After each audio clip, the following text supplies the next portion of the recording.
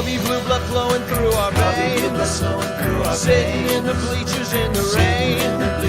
We've shed a million tears and drank as many old style beers out at the game. Let's go, Cubby, Son Ranto, Son Ranto, Son Ranto and the lovable loser. Son Ranto, Son Ranto, Son Ranto and the lovable losers. Son Ranto.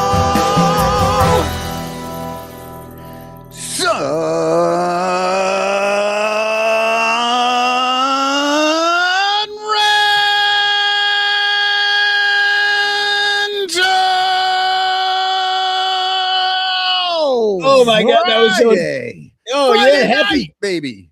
It's Fanarchy Friday. You sounded so excited that you made my Fanarchy hat spin around and around and around on my head as you screamed. It was incredible. Hey, welcome to the Son Ranto Show, the preview of the Crosstown Classic, or is it the BP Cup? The BP Cup? I don't know. Yeah, BP in a cup. Is it still the BP Cup? I don't know. Let's hope it is, because people just love oil companies right about now. Like that. Remember the first time that they came out with the Crosstown Classic BP Cup, like right as there was a huge oil spill, and they're like, there's all this image of like these like poor like sea fowl covered in oil and otters dead on the beach, and they're like, it's the BP Cup, and meanwhile like BP's like ruining Earth. Yeah, I 100% remember that. It was ridiculous, so bad. But yeah. Well, the timing of it is just typical for Major League Baseball. But yeah, it's just funny to me, this whole thing. Like they were gonna try and make it a thing, right? Where they had a traveling trophy and they were getting all excited about it to try to make it a rivalry, which it's not really. But they wanted to make something to get people going. And now it's a rivalry amongst the people, not the teams. Right. But now we don't know anything about whether this cup even exists. Yeah, we don't know. They might have given up. BP was like, yeah, this didn't really work out for us. Everybody made fun of us. That Son Ranto show really ruined it for But the BP Cup. It was going so great. You don't need to freaking make money on every damn thing. Like, just have a cup. Are you American even? Are you even American? Just have a trophy. Have like a cool trophy. It doesn't have to be sponsored by BP. And maybe if you just have something that's fun, maybe like you have a thing where Clark has to put on pants and the southpaw has to take his off or something. Whatever they do, if depending on who wins. Southpaw has to actually take a shower. That's the deal. Well, welcome to the Son Ranto Show. We are pre-gaming this one. We're at a weird time. The Cubs they played all week. They had the Monday off, and then they played on Thursday, which is our normal night. So here we are on Friday. Drive time, drive at 5. Live drive at 5. We're like one of those shows now. And a bunch of Sox fans are getting drunk in the parking lot of their ugly stadium. And really, this is their World Series. But we'll get into that in a little bit, because we're Lil Yumper, the famous Lil Yumper. Tom is going to come on the show tonight, and he actually switched allegiances from being a Cubs fan to the Sox fan because of MAGA Ricketts, which is understandable. But either way, he's going to come on and talk about his new favorite team, the White Sox. But you know what he couldn't quit?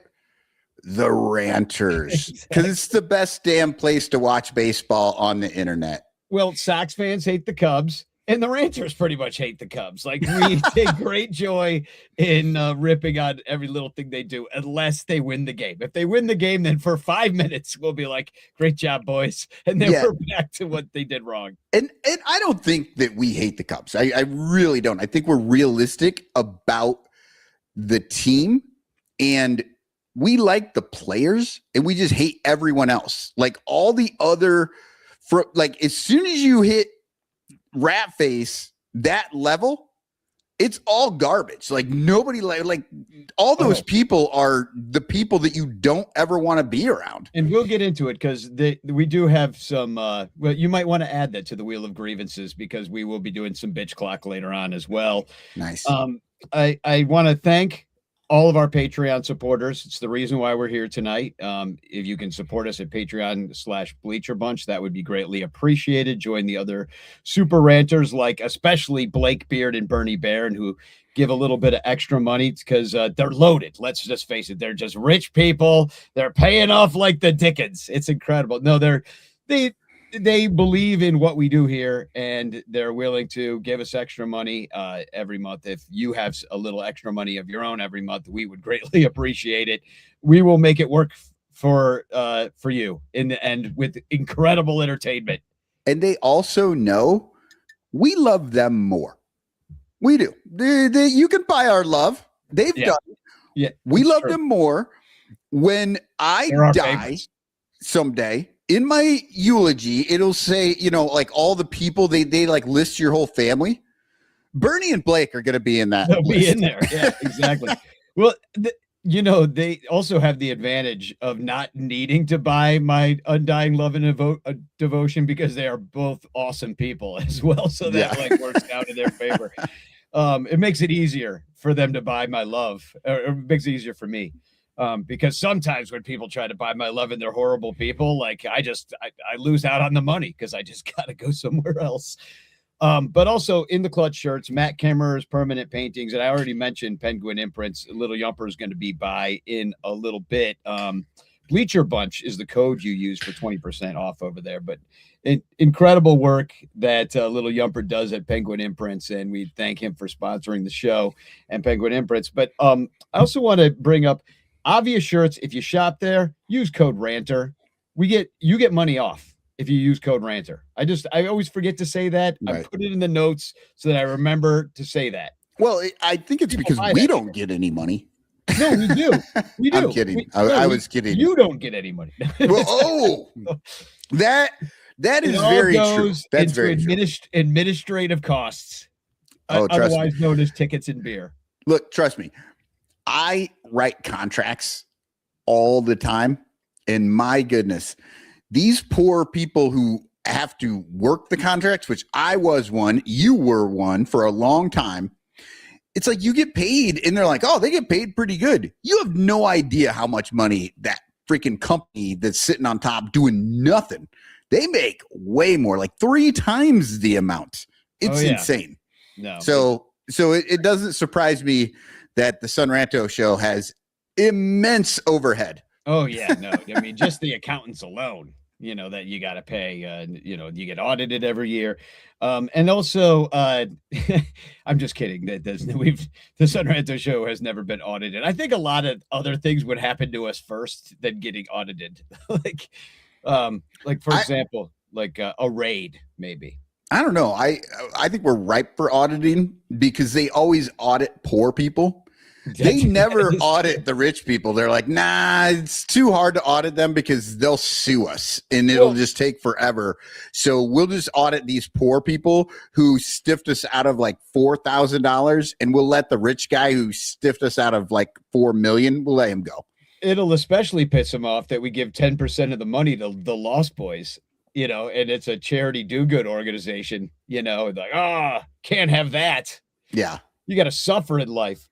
Well, they'll go after them next. They'll be like, you're giving your money to who?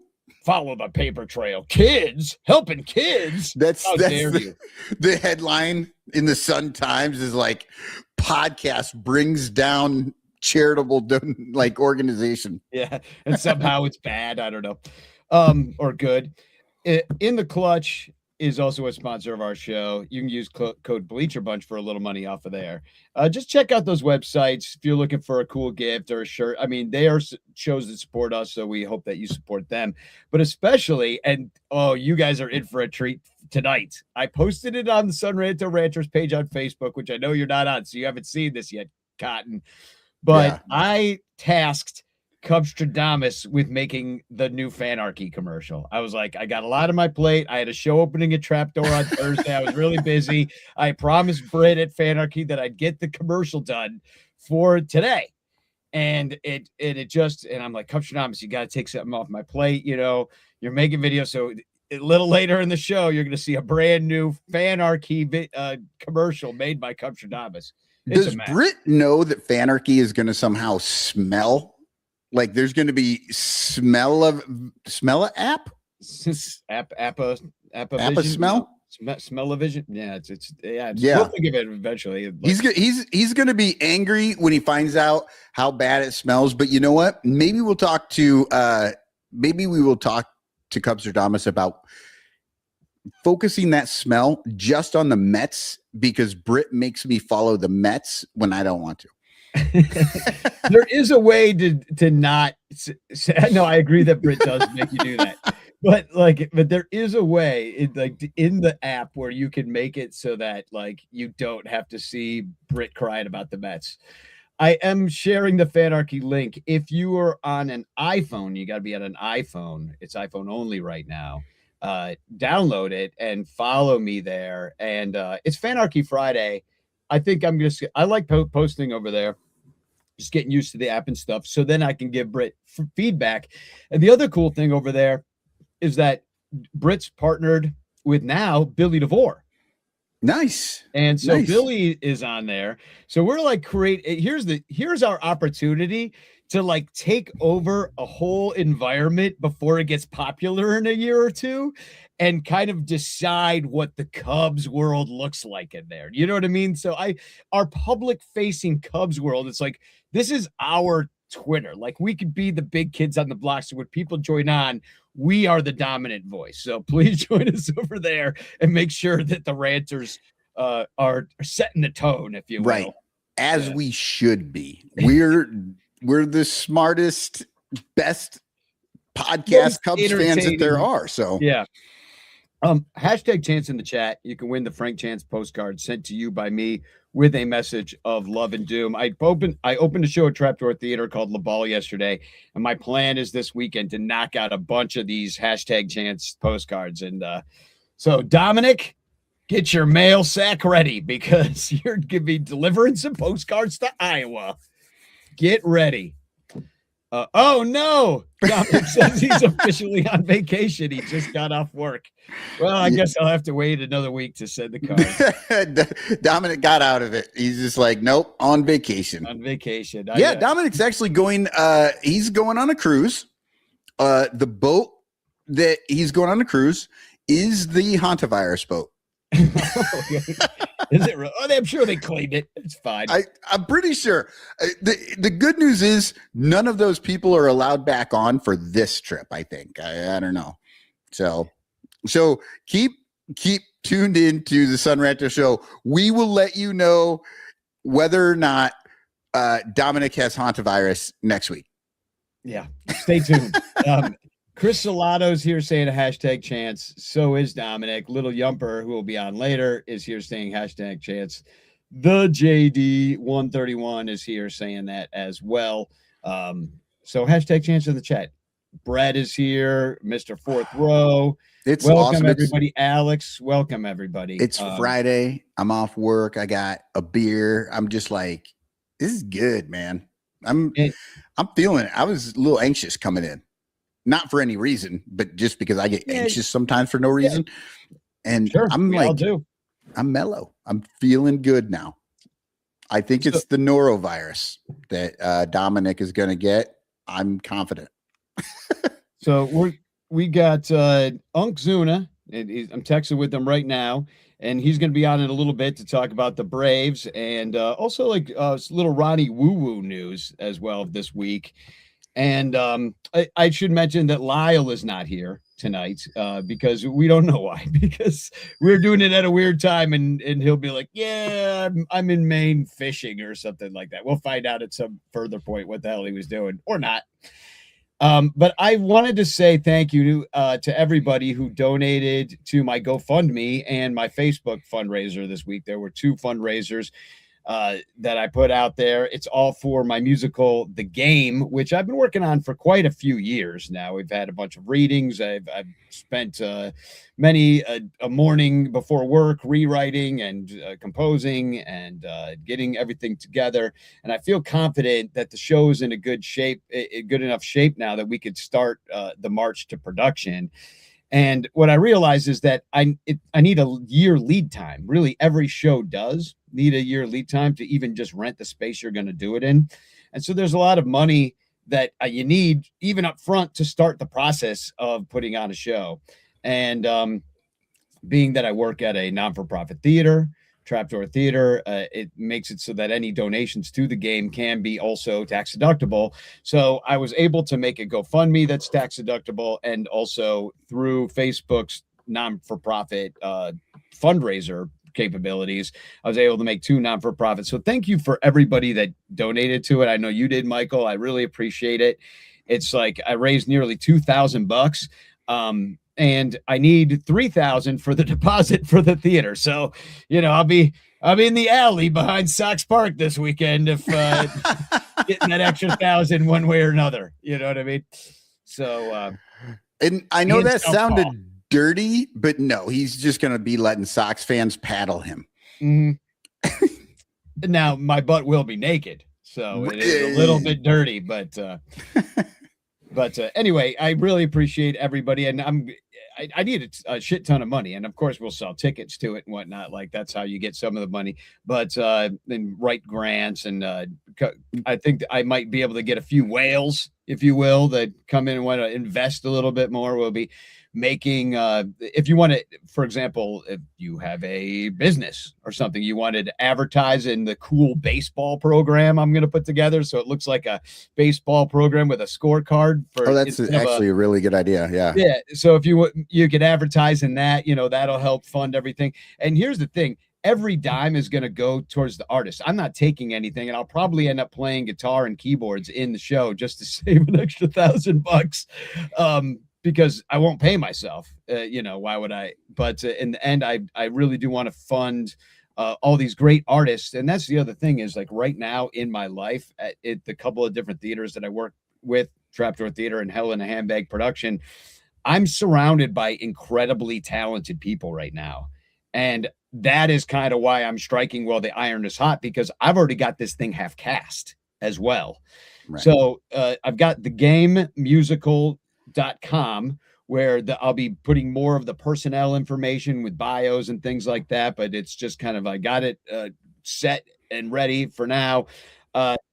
Check it out. And I'm sharing the link to the GoFundMe. I appreciate if you would think it, even like $5-10 goes.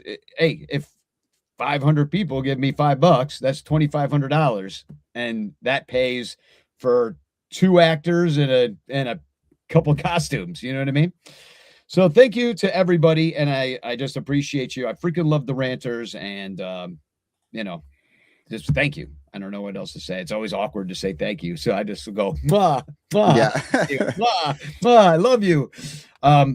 So without further ado, I would like to bring on our first guest of the show, and that is famed Braves fan and all-around great guy. We had a chance to meet last year, and he's been on the Sun Ranto show before, but here he is, Unkzuna. Unk! Welcome. Hey. How's it going, Unk? Pretty good. Headed to the game. Headed to the game today. Who do the Braves have after the Cubs? I don't even know. We got a little team up there that they tried to throw a tea party once. So I think they call Boston. Oh, okay. Yeah, it's rivalry weekend. So is there really a rivalry between the Red Sox and the Braves just because the Braves used to play in Boston? Is that the idea? That doesn't make sense to me, because if that's the case, why not the Brewers? I think that's a better rivalry than Boston. Like, we played in both cities. I don't get it. Honestly, the rivalry for me would be the Phillies. Right.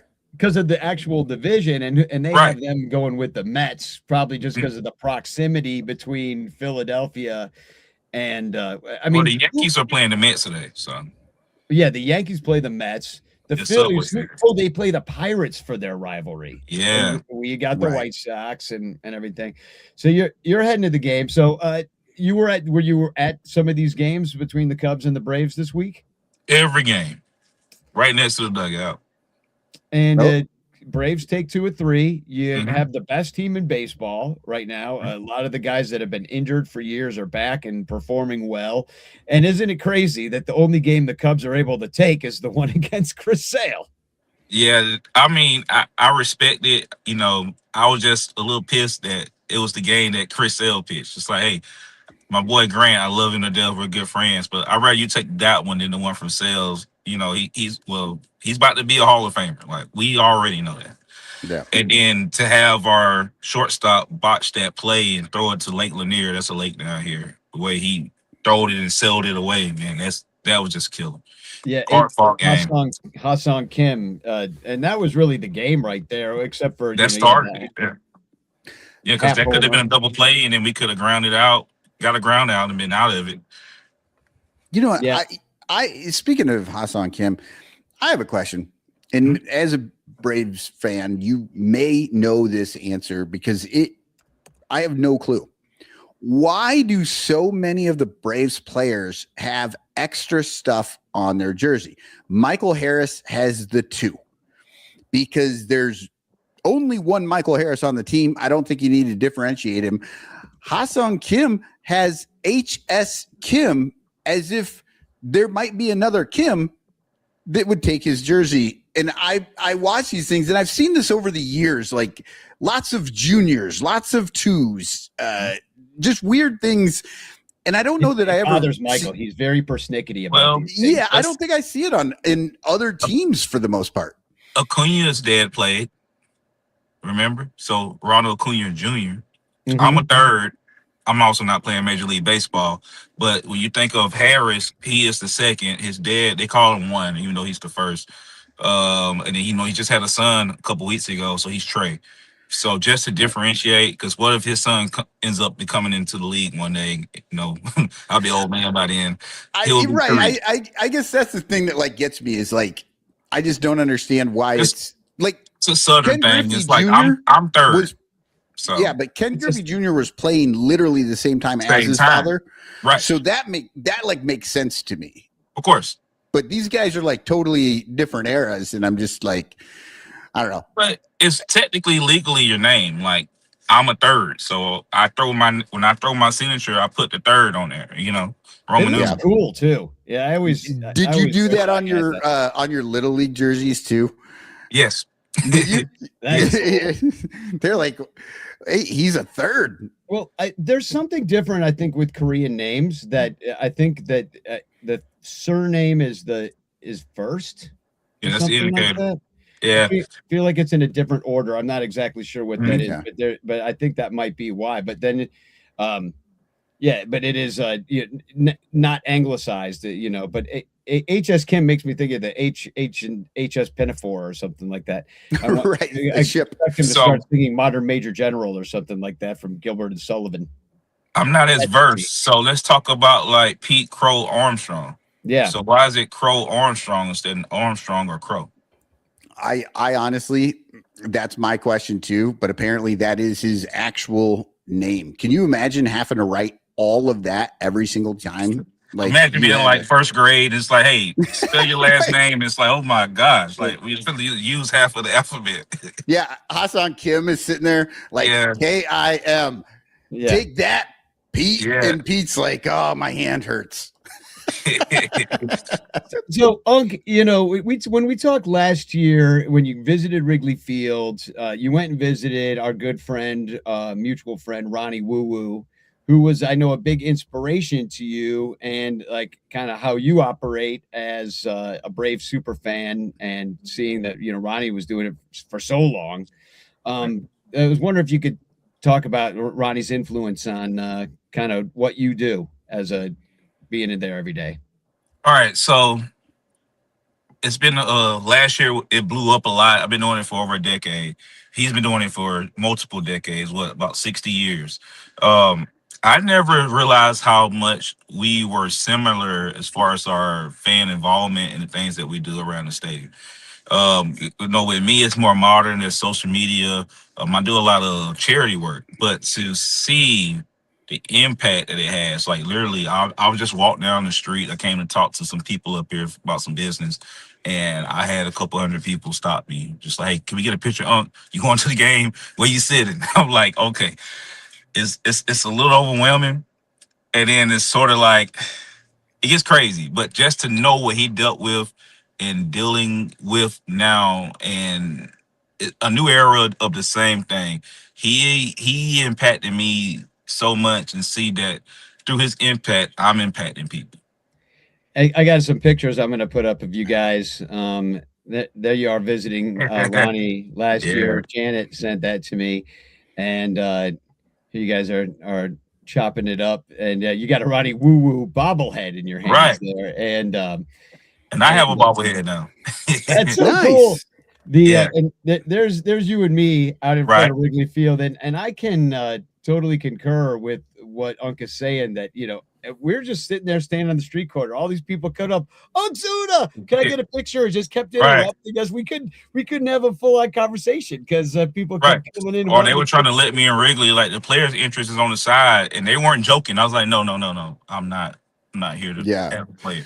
So I will say Ronnie Woo Woo probably had it a little bit easier just because the Cubs were terrible for so long. So like it took a lot longer for him to really reach that stratosphere in like 98 to 2003. That era is when he really blew up. Harry it Carey. depends on which way you look at it. Yeah. So I'm just saying he had a little more runway, I think, and you kind of got dropped in the deep end with the Braves winning the World Series a few years ago. Right. But I was doing it before that. But the thing that was different for me is Ronnie was able to be his own individual from the jump. Like Ronnie was around before there was ever like the mascot. So we can say that little green thing up there in Philly wasn't around before they reached out. Ronnie was a staple. I met Ronnie, like I said, as a kid. So for me, the difference is I was wearing a full uniform, taking pictures with whoever wanted to, but mainly kids.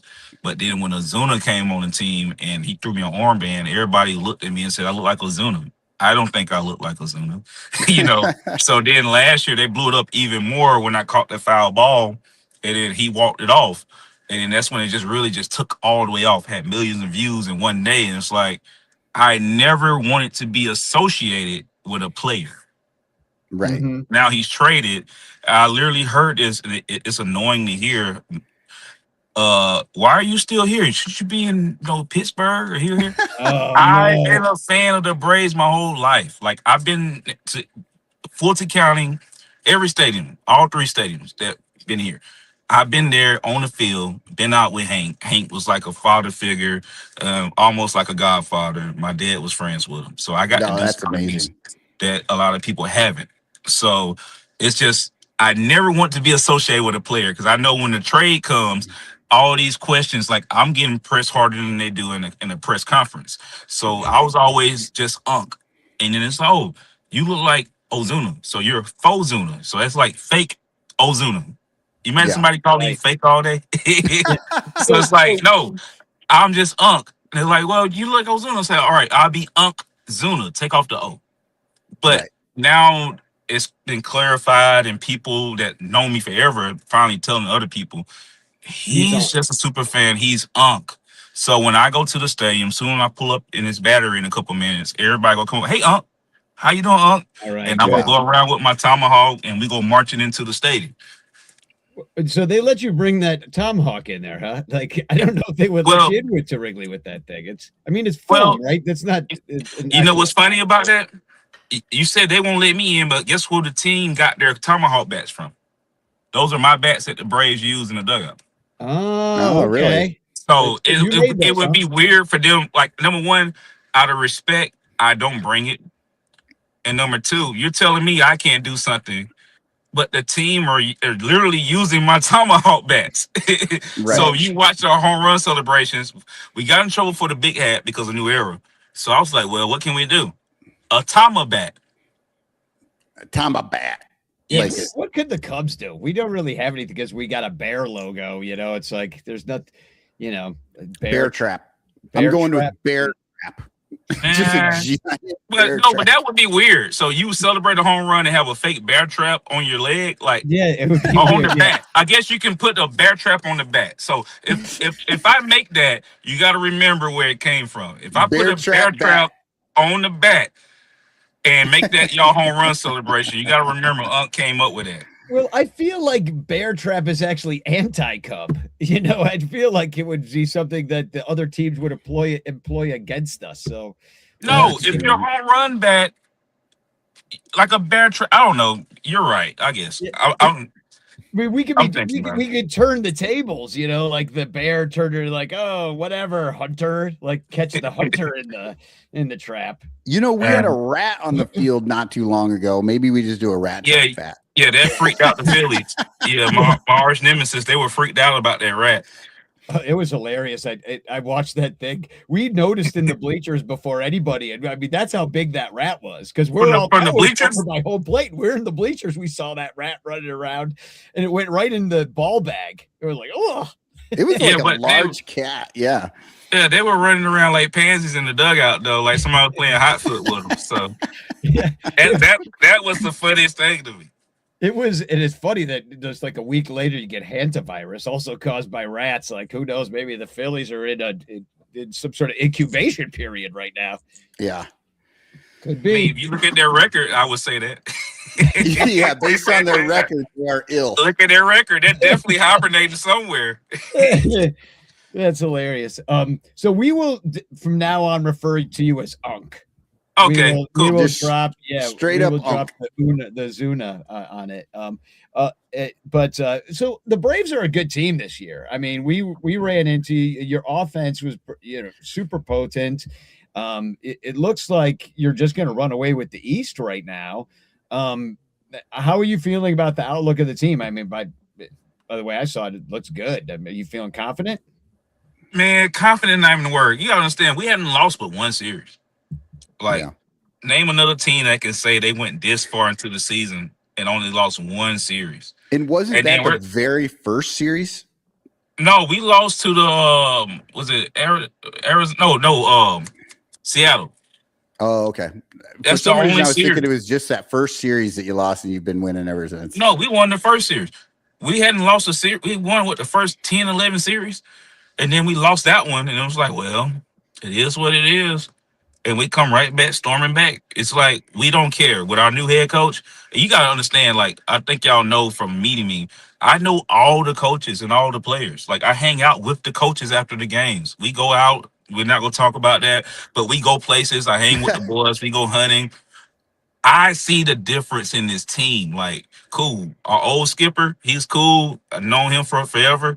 But the chemistry of having somebody that's going to have your back. Like, think about it. Our coach went out and tackled the guy that won the World Series for us. We're still trying to find that ball. It's floating somewhere in outer space. He tackled him just to save the team. Like, show me another coach that's ever done that. Let me just say, that was a good tackle, too. Oh, great form tackle. Great the form, Bears could use them. Down. The Bears could use them. The Falcons. Draft. I know the draft just passed, but come on, let's open it back up. We got a position open. Like, as a Mike linebacker, could you imagine him calling the plays on defense? Yeah. They don't do a thing in the NFL like the opening pitch, right? They don't do something like that, but it would be pretty awesome if they brought the Atlanta manager out to tackle somebody to start a game. Maybe whoever's singing the national anthem. I'm on the fan club. As soon as they get done with the national anthem, he just tackles him down. You're talking to the right person. I'm going to make that happen. Nice. That'd be amazing. The opening tackle. Right. So, make it a thing. The opening tackle where, you bring somebody out and they get to tackle, I don't know, the mascot or something. No, I don't. You can't tackle your own mascot. To tackle the other mascot, have somebody dressed like the other mascot, like some really cheesy cheapo, just a dude with the cheese head, right? like a Packers fan with the cheese head, and then he gets tackled and everybody's happy. Well, I can see that. We'll work it out. I'll talk to marketing this week. Like I said, I'm in the fan club there. I sit right next to I sit right above the opposing team's locker room. So their entrance is right up underneath us.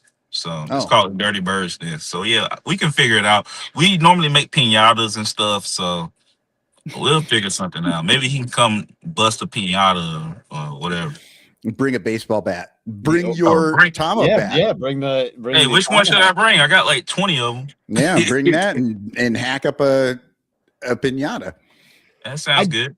I did feel like this series, it was played pretty tight. It felt sort of playoff baseball-y. I was like, this could definitely be a preview of something we see in the NLCS even, if both teams get that far. It's like Cubs and Braves pretty evenly matched. Nobody really ran away with these games. Cubs bats kind of disappeared. And then the last one was 2-zip. Everything, both games were close. Both games were winnable for both teams. And it just felt like, okay, now we've met our matches in a way. And for you to say that, I want to say this. I have full respect for the Cubs, every team. I thought the Cubs fans thought they were going to come down to Atlanta and just run us over. So they had a great turnout. And I was like, okay, we're just as good. Like, we're not out here playing pansy baseball. And I think that first game really showed that. And then by the last game, the second game, when you left your starter out there for 8 2/3, and we were trying to do the same thing because now we're having that same battle. You went to the bullpen first and went through 4 pitchers the second game, and then we did it the third game. So it's like, how do you line it up to win? But at the end of the day, records count, but divisional record counts even more. So I think a lot of people learn something like, okay, the Cubs are not nothing to play with. The Braves aren't anything to play with. Well, you want to play us? Yeah, those Cubs fans. I mean, Cubs fans show up everywhere. Like, of course. It's always like they're really well traveled. But then, they're coming off of a 10-game winning streak, and they didn't lose. It was the Rangers. Wait, no, the Rangers didn't beat them. No, that was their first. No, the Rangers. They lost their last one to the Rangers, I think. So they had a 10-game winning streak.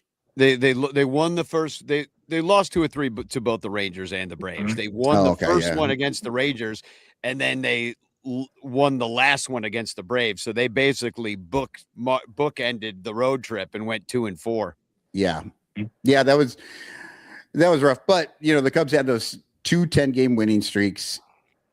People were really high going into the Atlanta series, and Atlanta is honestly the best team. I mean, outside of maybe the Dodgers, but I think they're the best team. We gotta stop bringing the Dodgers up. I'm just saying that the Cubs have played this year. Yeah.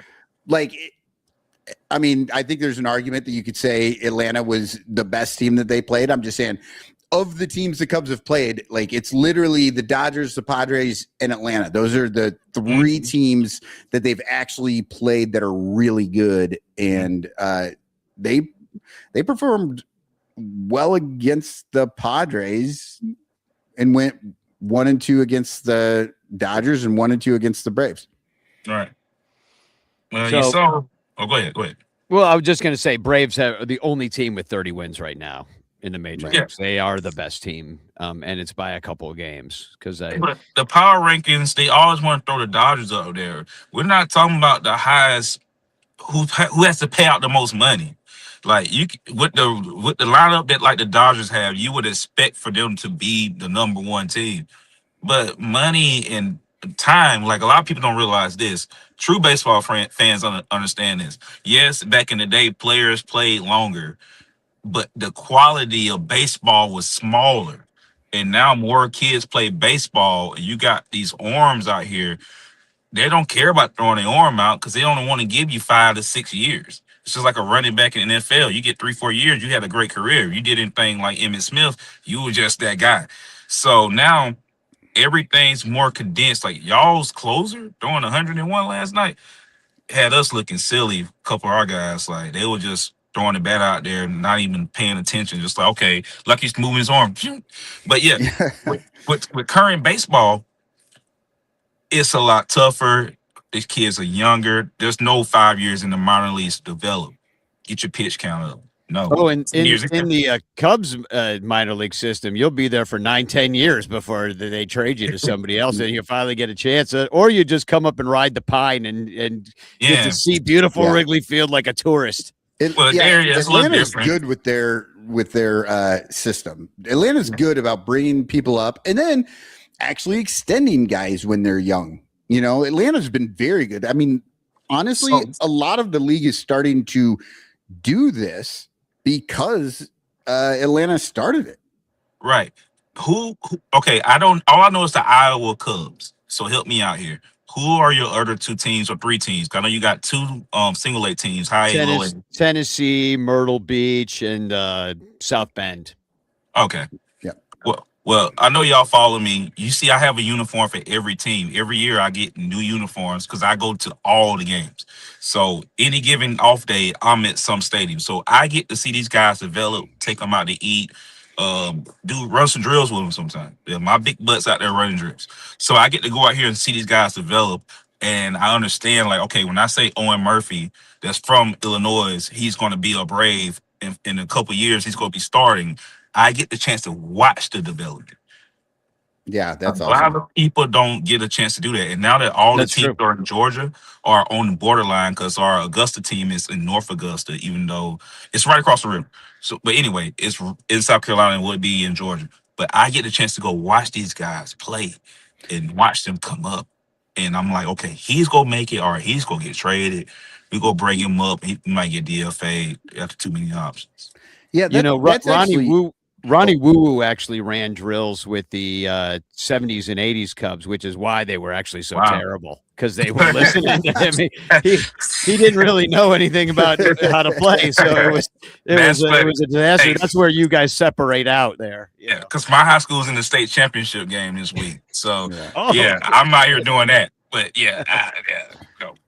Yeah, no, that is really interesting what you just said though about just all Atlanta's minor league teams being within like just a quick drive really of Atlanta. Like that's, I mean, I know the AAA team is basically in Atlanta, right? So like with Atlanta traffic, it's an hour drive, but at night it's like a 15-minute drive. But yeah, we had you probably know about everything. Well, we had Durham Bulls. You know, they made the Durham Bulls Durham movie about the Braves and eastbound and down. But the Braves double A team is the newest one to finally come to Georgia, because we had the Red Sticks here for a long time. That was the Boston team, but they were in Mississippi, the Braves, and they moved from Pearl down to Atlanta last year. And that was the best thing, because I got tired of going all over to Pearl to watch double A baseball. So now, like next weekend, I'll be there, out there full uniform, supporting the boys with the Clean Stones. But yeah, that's so amazing. I wish every team could do that. Find some type of metro area that's big enough to support a minor league team. The crazy thing is the Columbus team out of all 3 probably has the most fans. Yeah. Wow. So you know how you go to minor league games, you may see 50 people there, and we don't have those maybe kids that are related to the players and their wives. Columbus, they're putting about 4,000 people in there at night. I think the same might be true for the Cubs. Like, surprisingly, if I were to tell you that the single A teams, the South Bend Cubs, probably have, I don't know if they have the most fans, but they've invested the most into that ballpark. They've invested the most into making a great friendly experience downtown South Bend. They're trying to build up the whole scene, bring restaurants and other business into the area, and it makes a difference. Like you say, like a big enough metro area that can support a team. And if you can do that, then you could have a successful business, and it can only benefit the players as they get to play on a bigger stage. Right. And, they need that. If you go to college and you're used to seeing 5,000 people, you go to 500 and you get the call tonight that you got to go play in Tampa. Well, Tampa might be the wrong place to talk about, but a bigger market.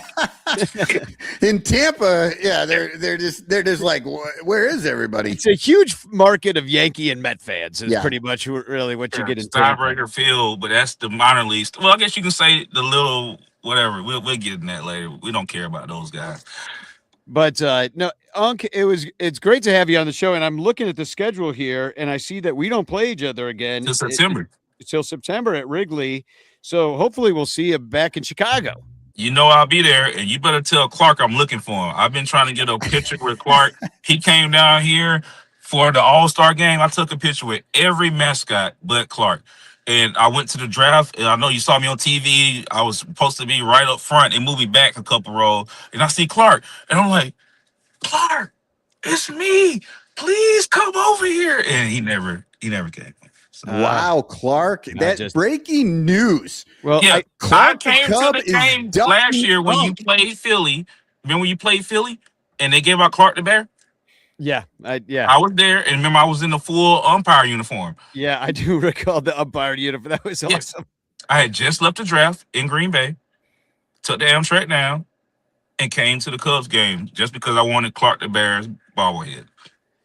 And, wow. Well, I can guarantee you, because I am familiar with some of Clark's people, and I will make sure that when you come in September, you got to remind me. But I will absolutely make sure that you and Clark get some FaceTime together. And All right. he'll be around. We'll just find out where he is. We'll make sure you guys can get a good selfie. Even though Clark, Clark and I, we have a bit of a sordid history. Him and I. Yeah. Just because I have criticized his lack of pants wearing in the past, and you weren't the one that put him on the news, right? I celebrated it though very heartily. Yes, I mean Blooper doesn't wear pants.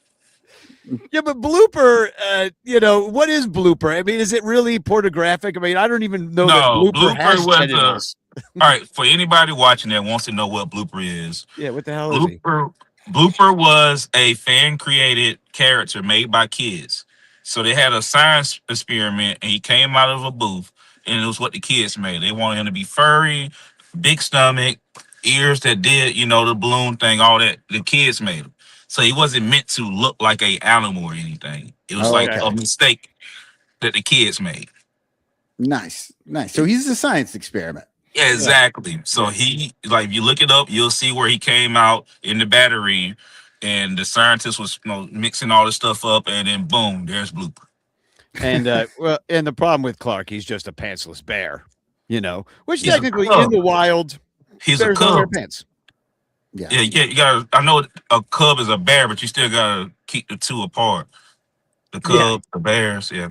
I know it confuses everybody here, but it does. The odd man out is the White Sox that we face tonight, because they have literally an Oscar the Grouch Booger looking mascot. I don't know if you know, if you must be familiar with Southside. Yeah, Southpaw. Yeah, I went up to this little lair. It's like 2 layers up there for the kids. It's like you can't come up here unless you got a kid. Like, I just want to see the mascot. Like, I'm cool with the person, Right. So I know how that goes. Yeah. Yeah. Well, it's bad enough that the mascot has a lair. Nothing good ever happens in a lair. You know what I mean? Yeah, he has top-notch security. Like, you can't even get up there. It's like, you got a kid? Like, all right, this sounds crazy, but I know the mascot. I just want to go say what's up. I'm walking up, coming down. Well, Sox fans aren't known for their being polite to green things. we actually have a Sox taking the fan in the green room hearing Danny talk trash right now, because when we come back from the break, he's going to be on here. So, well, I know you got a game to get to, so we'll let you head out, and we'll definitely catch up again in the future. But I really appreciate everything you do. You bring life to the ballpark. You're a cool guy, and you love baseball. You're totally our kind of people. So thanks for being here. I appreciate it. Hey, I gotta do it one time for Ronnie. Ronnie, woo! Ronnie, woo! Ronnie, woo! So, well, thanks for being here, Unc, and we'll see you when we see you next in September. Next time. All right, September. Peace. Man, I love that guy.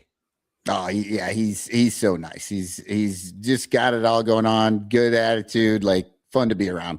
Yeah, absolutely. And that's really kind of what it's all about. If you think about like the history of baseball and how it was in the 50s, and you had like the Brooklyn fans, and they bring all these instruments to the ballpark, and the fans were allowed to like kind of make a show for themselves. And you've had these super fans throughout history, but of course in the digital age it's going to take on a little bit of a different quality at this point. Right. But anyway, just a few things before we just take a quick break, and then we'll come back and we'll have Lil Yumper on to talk about the White Sox. But I just wanted to point out that the 2 games the Cubs did win this week, they were pitched by Five Finger Brown. Five Finger Brown. And he went out there and he was the last on the list. The last guy that the Cubs wanted to give a chance to start a game. They had given up on him. Given up. They're like, you're in the bullpen. Maybe you're a closer. You don't have the stuff, kid. Instead, he comes back with a third pitch. It is wipeout off speed pitch that has the guy swinging like Bugs Bunny. He's striking out the freaking world. He had the Braves, twisting themselves in knots as the ball killed worms laying in the dirt, there as it smashed into the ground in front of home plate. It was incredible. And without that performance, we do not beat Chris Sale with our little nickel dime singles that they scratch across the run with the mistake error by Ha-Seong Kim and all that stuff. And, Ian Happ did put the game away, whatever, with a home run at the end. But without the performance of Ben Brown and giving up 0 runs, we get swept by the Braves. Yeah. And we might get swept by the Rangers, but that was before the bats absolutely freaking just died. Yeah. Ben Brown has been great. I've talked about it in the throws and blows like that, he hasn't been in the blows. Everybody's though, the people who aren't paying attention, but they're on social media talking about the team anyway, still think he's given up a home run every time he sees a batter. I swear they have no clue what has happened in the last month and a half. Another one of the big things for me though, I love seeing Ben Brown getting his opportunity, but it does raise a question. What happened with Assad? Because like you said, they gave Assad the start before they gave Ben Brown. They didn't want to give Brown the start. They gave it to Assad. Assad came up. He had a good game. I think he had a good game and a bad game, but now we hardly ever even see him. Well, I want to say what was in that Texas game? Was that the piggyback game? I'm trying to remember. Oh yeah, Assad did not start that game, but he ended up in that game. Ended up with a win. So it was. Oh yeah, this was the Brown to Rollison in the middle, and it did not go well. It just it was the ass wiping hand. Obviously, the mistake by Craig. He had a plan to go Brown to Assad, but then because there was a couple of lefties showing up, and wait, hold on. Now the most important thing in baseball is the hand you wipe your butt with. Exactly. Just needed that drop. Yeah. Yeah. And they brought in Rollison, and look, Rollison has been good, but I really believe Rollison has closer mentality, and if the game is not insanely high leverage, it seems like it's hard for him to pay attention. I think that we have not seen enough of Ryan Rollison for you to make that determination. No. I'm not saying he is a closer. Right. I'm saying his brain works in a way like a closer, right? So when he comes in and the game is tight and he's got to be on it, then he's good. But when he comes in and he's got a lead and it's the 6th inning and it's not a big deal. Like he struggled in that situation. I'm not even sure Ryan Rollison's on the team anymore. Like, we might have seen the last of Ryan Rollison as soon as like somebody manages to get healthy again. I had never heard of Ryan Rollison prior to him showing up one night and absolutely obliterating 6 batters in a row or something. Yeah. And then I was like, wow, who's this guy? Yeah. I'm just saying, I think Ryan Rollison you got to know you guys. And I think Craig doesn't know him, which I think Craig should know his guys better than we know him. And I don't think he does. The point being, they did do a Brown to Assad piggyback. So that might have been about the last time we saw Assad. He might have had some games. We may have seen him one time since then, but that was like 6 games ago, and they're just not giving him any work, which that's what I'm wondering about. Like, I wonder what's going on. Well, he was hurt. Maybe there's like one of those things, but then at that point, or Craig still thinks that he went to Assad in that inning that Rollison screwed up. He's like, well, no, I went to Assad there. Right. And his pitching, Hadavi's like, no, we went to Rollison. Assad. No, Craig. It was Rollison. Yeah, I had a plan to go to Assad, so I'm pretty sure it was his fault. No, well, butt wiping hand is the most important thing in baseball. So I just wanted to point out that freaking Ben Brown is taking the ball and running with. We needed somebody to step up, and he freaking did. So I just didn't want to let that first half of the show go without pointing out how awesome he was. I like how Terry says Rollison is what he meant. Rollison is more of a fulcrum than a lever.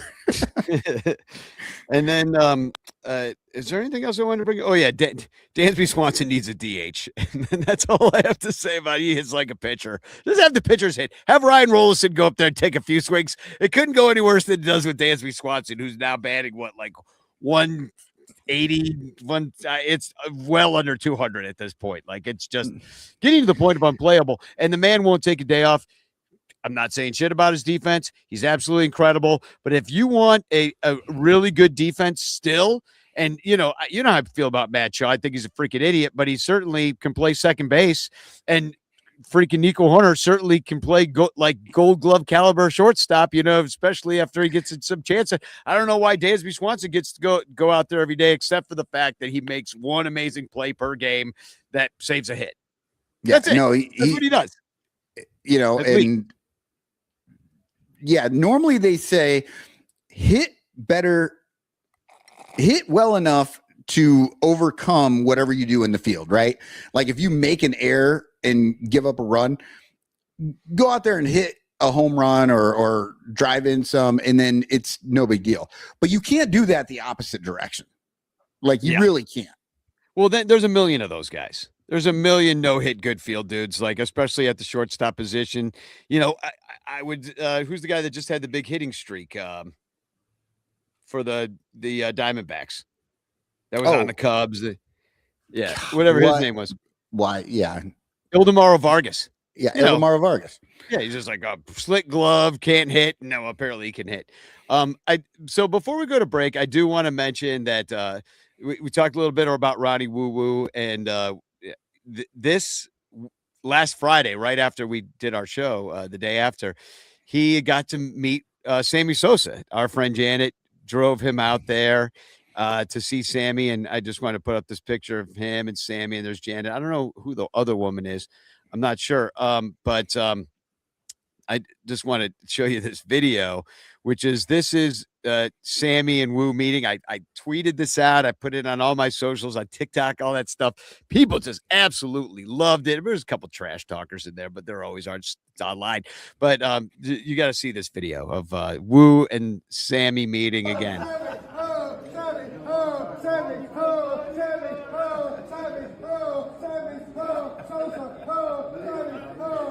The best part is that he starts to do the woo, and Sammy is like trying to talk to him, and Ronnie just keeps going.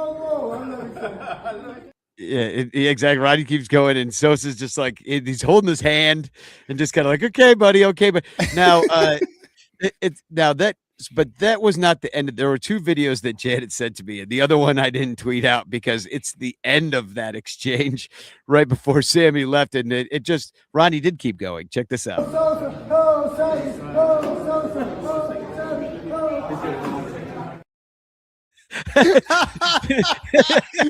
Sammy's like, I think I got somewhere to be. Yeah, this is 18 minutes later, by the way. You know, that Sammy, he's like, listen, I really got to use the bathroom, Sammy, or I mean, Ronnie.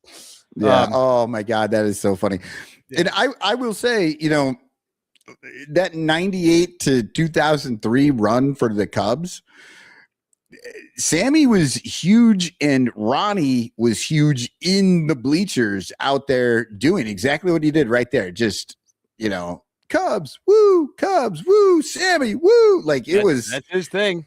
Yeah. It was a lot of fun. All right. Show me your silhouette and we'll take a break. Bring on Lil Yumper. And all right. So this is an older card. And you can see that there's a little drawing of a pitcher down there in the corner because it's a pitcher. Not much to tell from anything else. Like it just looks old. So the clue that I have for the listeners and for everybody, the White Sox traded him to the Cubs for a third baseman. And it was a trade that both teams lost. I think I know who it is. Actually, now that just the fact that you brought a White Sox guy in here. So I'm gonna play first this brand new. Well, actually, I'll do our normal commercials and then we'll be right back in a couple of minutes. And I think I've got to preface this Cubstradamus commercial for Fanarchy in a moment, but here we go. Please subscribe to us at patreon.com/bleacherbunch. It's really how we keep the lights on here at the podcast. I appreciate all of you guys that already do it. And we'll be right back. The Bleacher Bunch brings you great shows like Sun Ranto, Cubs PS Plus, Bricks Behind the Ivy, Cuppa Cubby Blue, and Baseball Rabbit Hole. But you could be getting so much more when you subscribe to our Patreon page for as little as $1 a month at patreon.com/bleacherbunch. Get access to our exclusive daily show Cubs Pod, where we recap every single game. Plus, be the first to hear Cubs music, get early access to events, and receive an invitation to join our Discord Cubs community, where fans just like you show up every day to rant and rave about our beloved boys in blue. Most importantly, 10% of your Patreon pledge will go directly to help the Lost Boys Youth Baseball program. So join us. There are perks at every level, like the Renter Calendar, absolutely free, and name recognition for you or your business. We are independent Cubs podcasters, and we need your support. Otherwise, we'll quit. Seriously, we'll all quit. Some of us might even die from your lack of support. In fact, the cutest little puppy you've ever seen will die if you don't support the Bleacher Bunch at patreon.com/bleacherbunch. We promise to spend all the Patreon money on tickets and beer and all the dung crap we have to buy just to keep our podcast rolling. So give us your money and we'll waste it far better than you will. Patreon.com/bleacherbunch. Free trials are available, but don't do a free trial. Just join, okay? Okay. Patreon.com/bleacherbunch. In the clutch, in the clutch. Buy t-shirts from In the Clutch. Take it from the Bleacher Bunch. You'll love the shirts from In the Clutch. In the Clutch shirts are comfortable, stylish, and guaranteed to get you laid. Plus, they're proud sponsors of the Bleacher Bunch. Use promo code BleacherBunch for 10% off your purchase. Nice to feel and soft to touch. That's why you will get laid so much. Wearing a shirt from In the Clutch. And you can thank the Bleacher Bunch. In the Clutch, In the Clutch. Buy t-shirts from In the Clutch. Remember the code Bleacher Bunch. Save 10% at In the Clutch. In the Clutch. In the Clutch. In the Clutch shirts actually not really guaranteed to get you laid. Hey there, as you can see, I'm a talking penguin. No, I'm not like the Batman kind of penguin or Rod Say or that dumb fuck Happy Feet. No, I'm the spokes penguin for Penguin Imprints, who makes awesome imprinted items with original designs. And they do custom stuff too. Well, check this out. And this. How do you like this, Chicago? And I love this one. And this might sound a little weird coming from a penguin, but fuck ice indeed. Penguin Imprints also makes custom t-shirts and stickers for your event or organization. And because they're sponsors, listeners of the Bleacher Bunch Network can get 20% off any order at penguinimprints.com with the code BleacherBunch. Okay, that's enough about Penguin Imprints. Now I gotta go find that little bitch Happy Feet and put his smirking pink on the other side of his head. I hate that fucker. But man, do I love Penguin Imprints.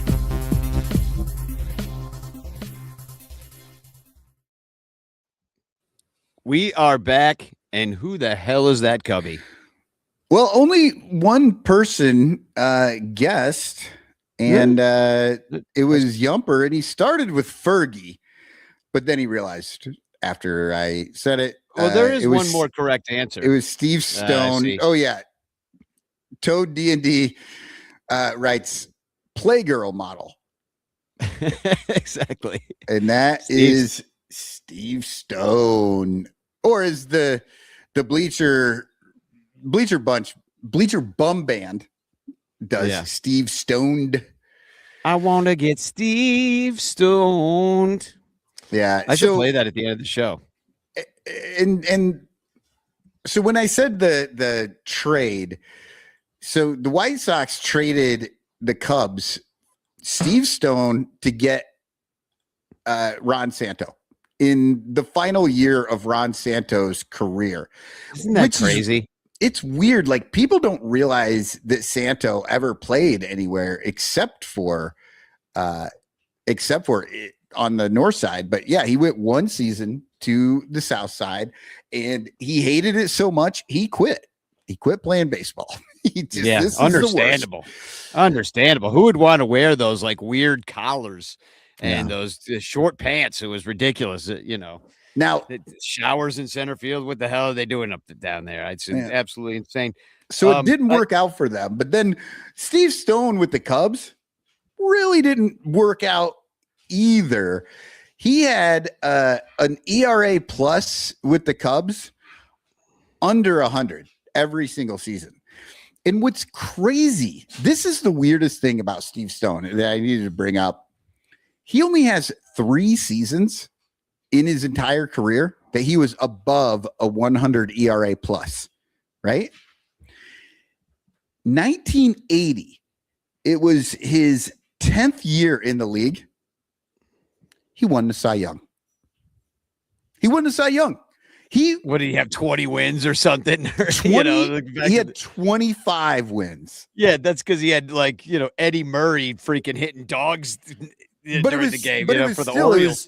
It was 10 wins more than he had ever had, than his best season. It was 10 wins more than his best season. Earl Weaver. Yeah, and it was just crazy. It was his best ERA, just out of the blue. When he was 32 years old, he just had the season of his life. Won the Cy Young the next year. And by the way, this is when he was with Baltimore, because the White Sox tried him out twice and he wasn't any good. The Cubs had him for a minute. That's what I'm saying. Baltimore was good. They had Eddie Murray. They had Al Bunbury. They had freaking Cal Ripken or whatever. I don't know. Well, actually, maybe Cal Ripken wasn't there yet. Yeah. But then 1981 was his final season, and he was terrible. That was his worst year. So he went from Cy Young, greatest season of his career, to the next year, the worst season of his career statistically, and then he just quit.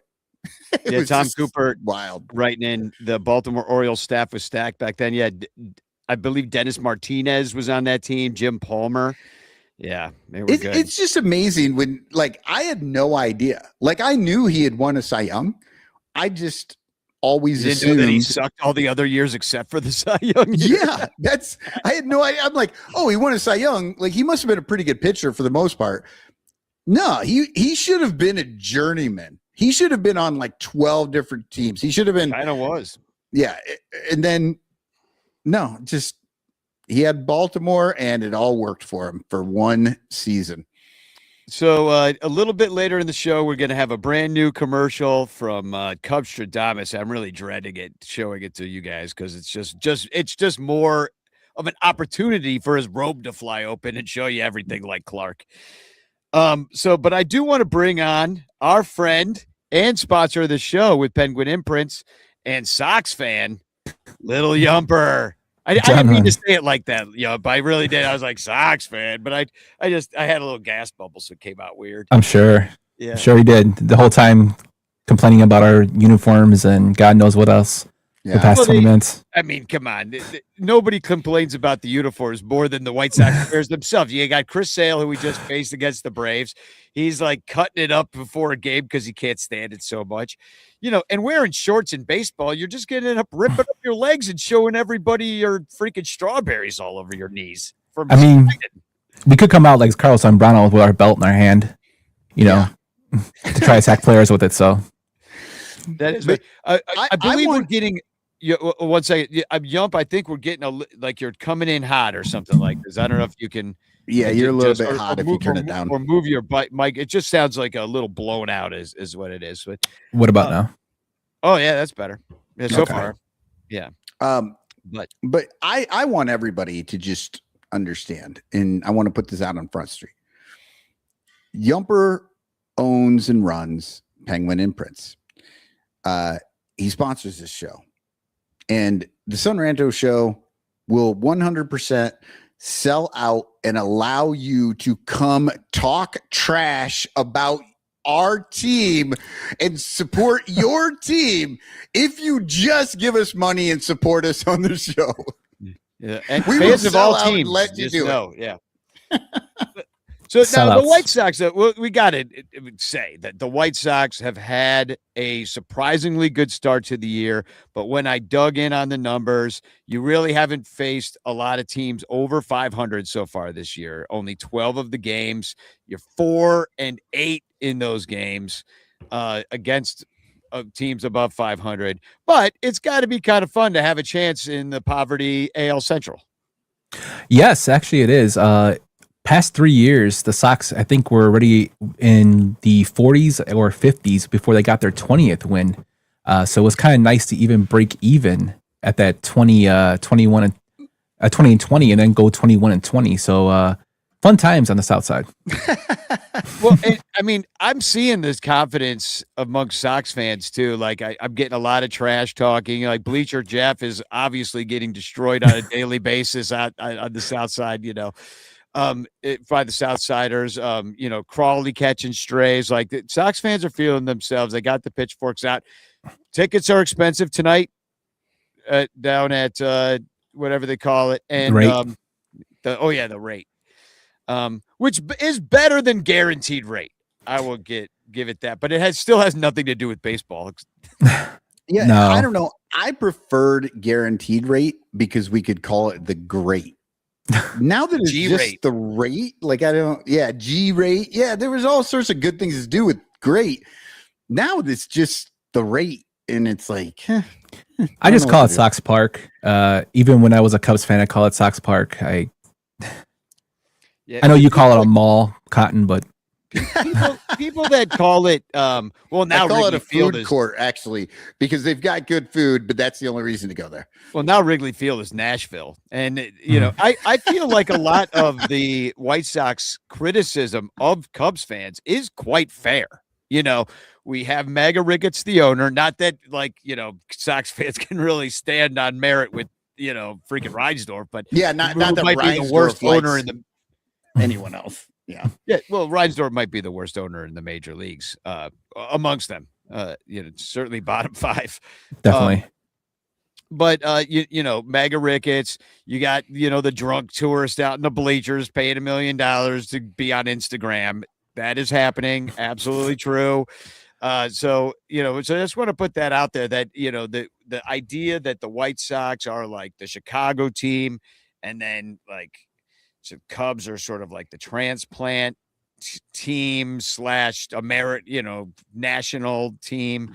I think all that criticism is fair, so I could see why you would turncoat on the Cubs and absolutely Benedict Arnold your way to the South Side. Well, in my defense, I never hated the Sox to begin with. I actually grew up going to Sox games when I was younger. Joey Cora was my favorite player as a kid until I saw Ryan Sandberg, and then that kind of got me into the Cubs. With everything going on politically, my wife is a Sox fan. Me going to Sox games, her family convinced me and converted me into a Sox fan. Which, to be honest, it's actually not that bad going there because I don't have to worry about hearing about Trump's next fundraiser at Wrigley Field anymore. True. Now, when your wife's family got you to transition over to the White Sox, was it like Catholic school, like in like when you become Jewish or you become Catholic, like you have to go to like school? Was there a ceremony? Yeah, did you have and shit? catechism, like soxism? Like, what Did you have to get a new name? Oh yeah, no. It was mostly trash talking the whole time I was at family events. So usually my wife's Italian, so on Saturdays it's family dinner. So usually her father and her brother would, trash talk me about the Cubs. And now it's not so bad because now I go to all the games. Well, I used to go to all the Sox games, so I'm kind of miserable like them when they lose. So. Right. And you're kind of part of that 108 squad. They're friends of the show, the Beef Loafs and the Chorizis. And I saw this tweet from Beef Loaf the other day. If you could see this, he said, not going to lie, I'm extremely worried about this bet at this point. And what it was taking the under on 68.5 wins. So he doesn't think his bet's going to come through. He actually, as a Sox fan, tried to double his money, or if not more. What did he put? Oh, he put 500. Yeah, double his money. Yeah, by taking the under on the Sox at 60, under 69 wins, which is nice. If you ever caught, it would be nice for us if they hit 69. It would be. It'd be nice for us too. But Beef also knows how to play these cards in terms of bets. So he's like him and his brother, Treasy, are big betting people. So when it comes to sports betting, they are looking at the landscape and we're figuring, well, they were decent last year. I don't know if they're going to go over 69. But like I said, the Sox haven't been 500 against the Cubs since 2008, if you don't count 2020, when they faced each other for the first time. So we could hit that 69 quicker than you think. Yeah, that's what she said. Definitely. But I mean, I'm pretty sure he won't be too upset if they go over that. Right. Yeah. I lose $500. I'd be pretty upset. First of all, if they're big betting people, that's nothing. He's got that 108 money, man. He's good. Oh yeah, that's why they're sitting in the corner behind a pole. It is fun to hang out there. I've hung out there a little bit. They all give me side eye because they know I'm a big Cubs fan. But my family's Sox fans as well. Like I grew up with my mom and dad were not Cubs fans growing up, so. My mom was a Sox fan, and even on her deathbed, my uncle came into that room the day she died, hours before she died. She could barely talk, and so she couldn't even fight back against it. But my uncle gave her shit about a yellow Nelly Fox jacket that she owned as a teenager because she loved the go-go White Sox, and he gave her shit for switching sides on her hours. So one of the last things she heard in her life was getting shit from her brother on her deathbed for a Nelly Fox coat. So, so the family kind of... The rivalry runs deep, but I will say this, and I know that I get criticism from Sox fans for bringing this up all the time. I think that the Sox natural rival is the Cubs. And nothing to do with the baseball of it, but the Cubs actually have stronger rivals with other teams within their division.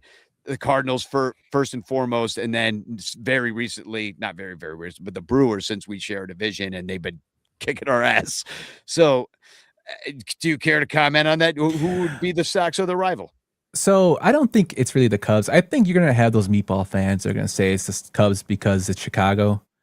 Personally, I think I'm one of them. No, but personally, I think like in terms of rivals, you look at the Minnesota Twins. They're probably a bigger rival. I would look at the Cleveland Guardians as a bigger rival. Now, but does it feel like it? When the Twins come to part, like back in the day when the Twins came, or the Guardians come to town, does it feel like the Brewers and Cardinals showing up for a Cubs fan? No, I mean, but Sox Park's a lot different in terms of filling up than it is Wrigley. You got, Wrigley not only has the outside facilities, the stuff that's out there now, that mall or whatever the hell's out there, but you also have the historic aspect. Yeah, you have the historic aspect, and Sox fans, they do go to the games. Although we get the jokes about the stadium's always empty, it's more when the team's good. I mean, like any other team, they're going to be there. You have your diehards that go, but it's not to the point where at Wrigley where if the Cardinals are coming in, it's going to be completely packed because you got the St. Louis fans coming in as well with the Cubs fans that usually go.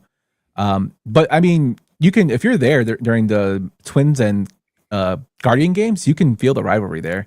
Detroit as well. I mean, the Tigers. Especially since they were the best team in the division the past couple years. And Javier Baez keeps going up and pissing everybody off. Yeah, and sliding into first base, yeah. Javi can do what he wants. He's incredible. I don't care what Javi. He can play the game all wrong. It's right by me if it's Javi doing it. So I want to just say this much is that right now you also employ Randall Grichuk. Mm-hmm. He is on your team. So just everybody get ready to hate watch him because Cubs fans hate that guy. Yeah, and Sox fans will be like, wait a second, where's this guy the rest of the year against any other team? Because Grichuk loves to play against the Cubs. Yeah, he'll bet 180 on the year and hit 5 dogs against us just this weekend. Hey, he's got 3 bombs already for us. He's hit 3 bombs. I think he's hitting over 300 the past few games he's played. So I mean, he was signed and he was released, I think, from the Yankees this year because he had a really, really bad start to the season. But he's for 8 games, hitting 3 bombs. Cubs killer. I'll take it. Yeah, right.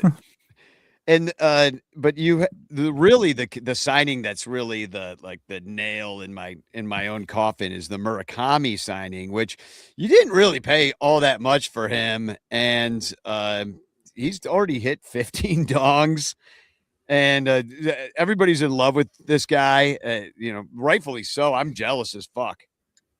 Yeah, it's surprising that the Cubs didn't make a run at him, but knowing that they signed Bregman in the later in the season, the offseason was kind of, I guess that's what there is, Bregman or nothing. Yeah, or Matt Shaw, the guy that actually could maybe be there, even though he's a mega twat. But Murakami's actually. They had a really good third baseman, and they're like, you know what we should do? We should make that guy a bench guy and not have a spot on the team by signing Bregman, who's this old dude that is supposed to be good. They could have gone after Murakami, but then what are they going to do? Are they going to replace Seiya? Then it just looks weird that they're replacing a Japanese player with a Japanese player. You had to go there, huh, Cotton? But Murakami, like I said, third baseman, and he actually came here and they wanted him to play first because I don't know if you guys remember, Andrew Vaughn was playing first for us until we traded him to the Brewers, and he decided to resurrect his career out there. But they were looking for a first baseman, and they got Murakami to come. He's playing first base now. Then you have Miguel Vargas, the guy they got from the Dodgers in a trade, who's actually having a decent year. Here, I'll put up. You've had a lot of players play for you already. I was kind of surprised to see the cast of characters that you've got a bunch of different catchers. Edgar Cuero taking it, but Colson Montgomery having a really good start to a year. 11 dongs already playing shortstop for you. Yeah, there was an argument today on the radio who's a better shortstop, Montgomery or Dansby. When it comes to all around, I think Montgomery has a bigger heights upside. Defensively, Dansby still probably beats him out, but offensively, no doubt it's Colson. Dansby sucks. I mean, he's terrible. I mean, I'm sorry. I'm not going to even mince words right now. This guy's making so much money to bat 180. That is unacceptable. He honestly should be benched. He should be. You got another way to do it. It's like they want to lose. Yeah. Well, in the other day, I was doing the Cubs pod, and I noticed, like, oh my God, Craig, for some reason, just moved him into the 8th spot for no reason that day. And because of that, like 2 different times in the game, Dansby came up with guys on and just absolutely flailing, just nowhere near the ball, and struck out both times. It was terrible. What I don't understand is he has Dansby and Pete Crow Armstrong back to back, and like Pete Crow Armstrong, great defensively, but he drives me nuts, man. He turns his head so much on curveballs. It makes me want to, like, when I was a kid, when I used to turn my head, they made me bite my shirt so I wouldn't turn my head, and it makes me want to tell him to bite his damn shirt so he wouldn't turn his head. But I don't understand why Council bats them back to back at 8 and 9 when wouldn't you want to separate them to make sure you don't have 2 sure outs when you start struggling that bad? Well, and I have a little bit more faith in PCA because, like, he tends to be able to kind of get on base in some way or another. He's learned to take his walks. He smacked the ball the other way and just got on, stole a base. Like, he can make things happen as a chaos agent. But you're right. It's the bottom. Well, the Cubs had a rough week offensively overall. So, but we're coming back to Chicago, not to Wrigley, but we're coming back. So I do have hope that, it's a little warm weather, a little hometown cooking, a little rivalry, a little heated action might be good for everybody. But I'm looking up and down your lineup here, and, there's not a lot of household names that I think people recognize, but Jared Kelenic, you got him from the Mariners, right? And so you made a few moves, Grant Grichuk, you picked up off the scrap heap. But not Benintendi was kind of a God. Yeah, exactly. Your DH is batting 218, so good luck with that. He's also our highest paid player of our franchise too. Yeah, oh yeah. Oh, well, the longest contract. And every time I see his name, I think he's also your announcer, who is actually in Detroit now. So that doesn't even make sense. But every time I see Benintendi, I have to check my brain and work around like it's not Benetti. If you want to see Sox fans go ape shit on Twitter, say John Schriffin's better than Jason Benetti, and they'll go. I mean, you guys hate Boog, but the hate for John Schriffin's out there too with the White Sox. He doesn't rub me the wrong way, but I mean, listening to Boog, I don't know how you guys deal with Boog. Shiami drives me nuts. We don't listen to him. Me and Cotton, we've just given up at this point, which is unfortunate. Like, thank God I speak Spanish because I can simulcast Miguel on the app, on the Marquee app. So that's what I do. And by the way, the game starts in 10 minutes, so we should probably be somewhat quick about this at this point. But I do want to say Reese McGuire on the team. He's cut. Oh, he's cut. Yeah, they released him. Well, he does like getting release. He does. He does know a lot about. Yeah, he holds on and then releases. But just a couple guys to look out for. Sam Antonacci, who's our left fielder, playing today, leading off. Came up from the minor leagues, pretty good bat and a good defender. Sammy the Ant, they call him. So he's getting like a little following. Vargas is having a good year at third base. Murakami as well. Murakami, I think, has hit a home run in 9 openers this season. So opening game of each of 9 series, he's hit a home run. So if you're a betting man, you can bet on that. And Chase Mydroff, I call him Nico Light. Not as good with the glove as Nico, but a good contact hitter. He's our second baseman. I'm looking forward to them having. It's gonna be a fun series, man. I'm actually looking forward to this series more than I did in past years because the Sox were kind of horrible and the Cubs were kind of like going through the motions. But this year, I mean, both teams are having some fun. The Sox are coming off 5-game win streak. The Cubs are coming off going 2 10-game win streaks. So it'll be kind of fun, little baseball in the city of Chicago.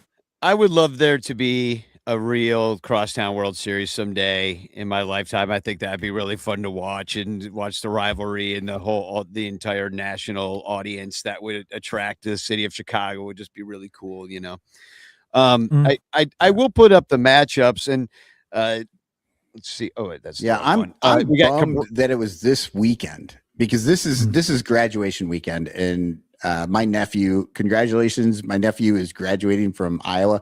So it's like this was the worst weekend for the Cubs to play the Sox, because I was actually thinking like, hey, I would hit up Yump. I'd go to a game with them, watch the, down on the south side, and we'll just have to pick some other random team. Well, Yeah, sure. thanks for complaining, Cotton. I'm glad you got that off your chest. That I was you upset. Are having a disappointing week and have to go to a freaking graduation you don't want to go to, even though you begrudgingly said congratulations. No, I'm throwing the congratulations, but graduation. you fucked up my weekend, you stupid fucking nephew of mine. No, you fucked it I'm up. throwing it. I'm, we're Exactly, doing, even yeah, more I have to resentful. do all this stuff. Yeah. Yeah. When I could be in Chicago watching the Cubs Sox. Instead, I'm going to be, resentful. listening to them. Yeah, and resentful. resentful. Hey, you're going to miss this whole series.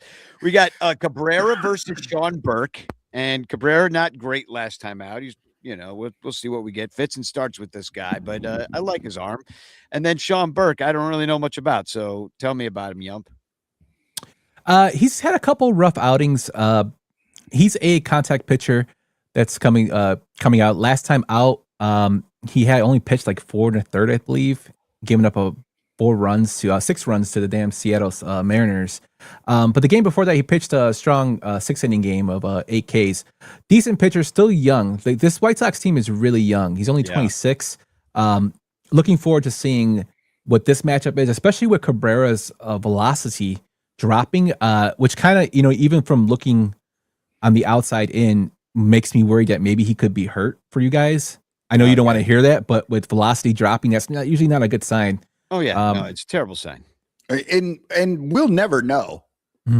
We'll never know unless he literally falls off the mound like that Reds pitcher did the other day. I mean, the Cubs do have a pretty horrible training staff, but then again, so do the White Sox and Bulls. I mean, they're owned by the same person, so I mean, I can't really complain. At this point, I'm just wondering if, because of the idea that dudes flame out really quickly. Unkzuna was saying this, or Unk. Sorry, he dropped the Zuna, but that dudes, their careers are now much shorter, and they figure just make a bunch of money at once, throw 101, you get 3 Tommy Johns, you hang out as long as you can, and boom, you're out of the league, you make your money. That is the financial decision that teams are making that is worth these dudes doing it that way. And for the dudes, it's worth it too, as opposed to trying to just learn to pitch and have some longevity, so you don't have as many years out of somebody. But yeah, Cabrera, I don't know where he'll fit in there. I do think he's a talented pitcher. It's just, the concern is, what's going on with the velo. But then I look at tomorrow, and we got Tyone on the mound. He's sitting right where he always is, right around 4 ERA, going against Martin. What's his first name? Davis Martin? Davis Martin, the Dart. He's one of the many Martin brothers who pitch in Chicago. Yeah. We got a few, Corbin, and what's the other one? JR or I don't know. They've all been released and then picked back up and are in some. Steve Martin was on the team for a while. Steve Martin. Martin Lawrence for some reason. But tell me about Davis Martin. He's 1.62 ERA. Yeah, so Davis Martin's been around for a couple of years. Zach Bove, who's a new pitching coach, must have found something inside his mechanics, because he has been literally the best pitcher on the White Sox this year. Is he having a Steve Stone year? No, he's not throwing a bunch of curveballs like Steve Stone till his arm falls off, but he is having a very, very good year. And he's lighting people up in terms of striking them out. Really, really fun to watch. I think I told you guys this in the Discord. There's rumors going around that if the White Sox feel like it's not time yet, they might stockpile some more young players. And with Martin being, believe his 3rd year, and he's got some control left, they might consider trading him. Oh, town. That could be something. Maybe a Kevin Alcantara and a Triantos can come through. I don't know how that would look. But he's been really phenomenal. He's got a 2.6 WAR already. It's over his strikeout an inning. His whip's like a 1. He's been very, very good. We've already seen this year that Jed Hoyer loves a Martin who pitches. So it's probably really our thing. Yeah, it's probably a pretty good chance. It does break my cardinal rule of not trading with the White Sox. I mean, then again, Sammy Sosa. Then we got in the last game Ray, who really just should not face a team a third time through the order, but he's capable of some big things sometimes. You know, he can have it. And versus, I didn't realize you picked this guy up, Eric Fetty, who's Fetty Wap, he's been around a while. Yeah, another. I think he's just in there off the scrap heap to pick up some innings. He pitched all right his last game. He only pitched, I believe, 5 innings. But the game before that, he gave up 4 runs. He's had one really, really good game this year, and that was against the Los Angeles Angels, where I think he went 7 innings. Journeyman. I think everybody pitcher, has a good game against the Angels. Yeah, journeyman pitcher pitches to contact. He'll try to keep you in the game. This part by far is probably one of the worst matchups of the weekend, considering it's 2 decent teams going at each other. I was really disappointed. I was hoping Shota would pitch, but it's Fetty against Ray, so that would be be like a 20-run game, a scoring game for the teams. Right. Yeah, it's a 0-0 for 9 innings, and then go and then we fly the tee, and everybody goes home, and it's a tie. Fly the tee. Well, we got a minute and a half before the game starts, so I have one thing to say since you brought up Unkzuna. I think Yump needs to go with Unkmuna. Can you become Unkmuna? Or how about Yumpzuna? Yumpzuna? Yeah. Not Zuna. Who cares? Yumpmuna. You gotta go with your boy Muna. Muna. Yeah, Moon Man. Yeah. Oh, you could just wear big ass moon boots like we had when we were kids, and your feet will sweat like crazy in the summer. Moon boots and a White Sox uniform, and you're right there. You guys really just want me to get like bullied, huh? Yeah, I just want to see Yump Muna out there. We just want to be entertained, Yump. We just want to be entertained. So, well, I have to say personally that thank you for sponsoring our show, and I know you sponsor some other shows too, right? So I sponsor you guys for the Cubs site, and I sponsor the Chicago Sports Bum show, the Baloney Show on Wednesdays. He's more Sox centric, but he's also like talks movies and whatnot. Which, if you are going to the game tomorrow, I won't be there, but the Chicago Sports Bums will be having a tailgate in Lot B. All you gotta do is look for their flag. They have free drinks, and they have sandwiches by Graziano's that are free. So Cubs fans and Sox fans are appreciated. If you go there, let them know that Penguin Imprints and Son Ranto sent you, so they'll know who you are. I might go just for the sandwich. Wear your Penguin fuck ice shirt, and they'll know you come in peace. Yeah, they're open to everybody. Awesome guys. They do it every year. That's how they sell merch, and that's how they get their money is to do tailgates. So like Cubs and Sox fans, they're awesome to go to. Like I said, free drink, free food. You can't beat that before you go into the game. And I love the work you do at Penguin Imprints because it's somewhat political. It's definitely Chicago centric. It gets the joke, and it's well designed. And the shirts are soft and they feel good on my body. Make me look handsome. And we have to shout out Sadistic Penguin Studios. Because Yump has built he's part of a podcast empire over there. He has At the Show, and he and I do Frame for Frame. That's like a special episode off of the At the Show feed. So if you want to hear me and Yump talk about remakes, because Yumper hates remakes. So I pitched him the idea that we watch remakes and then talk about them. Yeah, so Cotton tortures me once a month with this. That's what it's all about, is torture on this show. But shout out to those guys. My buddy, my co-host Tony, and then my other friend Brian. He does a draft show where they draft all sorts of crap. And Tony does a music show. Yeah, Tony does a music show called The Hook Up on Music. And Danny, I want you to get in touch with him because I think you'd be a great guest on that. It's a solo show where he goes through all music news. He'll discuss albums, music news of the week, and stuff like that. I would love to. And then we do it at the show. Because it's a podcast and there's trademark issues, right? It's really hard to play the music. Danny, you can just sing every song. Yeah, I'll just come on with an acoustic. I do have a question. I put on the game over here. And why are the White Sox dressed like the Chicago Bulls? Like that's Those really, are the city connects, man. On Fridays we wear red. I actually like those. I know my father-in-law cool. hates them. I like them. I like them better than the other ones they had. I'll probably get killed for that, but the silver and black ones they had, I actually like the red ones better. But yeah, that's just me. I agree. I like the red ones better. And guess what? They are way better than the Texas tiles. And if you play the Reds on their City Connect day wearing these, nobody's going to know who's who, because that is exactly, I think, the Red City Connect. I mean, I don't think there's too much of a difference. Maybe got that stripe down the leg. That's so 80s. Anyway, the game has started, so we should probably wrap it up here in just a moment. Yeah, I got to go listen to Steve Stone call a baseball game and remember I got how to play wonderful the song it was Steve Stone. But back in the 90s or 80s. I did want to bring, because we do have a couple of segments, but especially I wanted to show everybody Cubstradamus.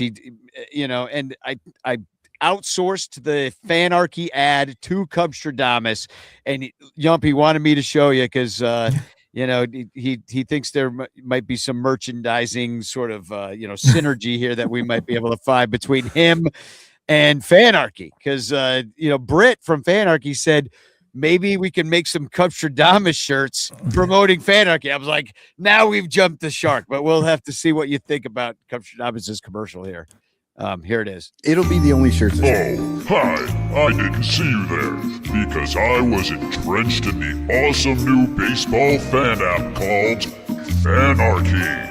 It's the best way to keep up on Cubs and baseball news and follow every game live. But what I like best is the game search feature.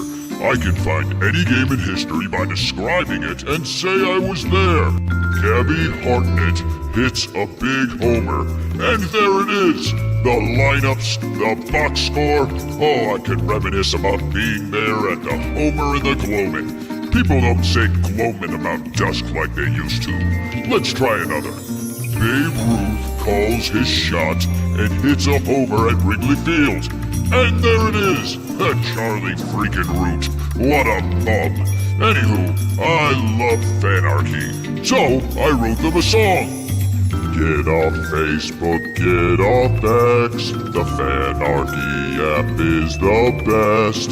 For all the Cubs baseball news I need, I always use Fanarchy.